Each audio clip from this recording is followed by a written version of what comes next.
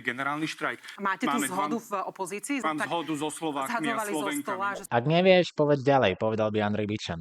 Ak nevieš, o čo oprieť svoj argument, opri ho o ľud. Stavák sa do role hovorcu ľudu, toho jediného, ktorý myslí na bežných ľudí, je obľúbenou formou populistov. A myslieť v svojich rečiach na bežný ľud to nie je zlé, problém je, keď to stráca obsah.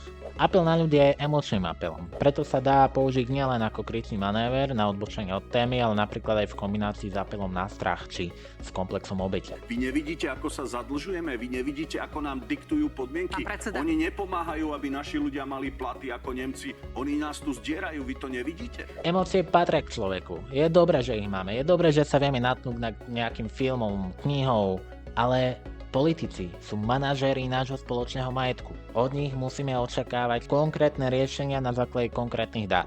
Buďme preto pozorní, keď sa nás snažia oblámukiť apelom na emócie. Moje meno je Marek Harvan, ak chcete vidieť viac podobných videí, budem rád za follow.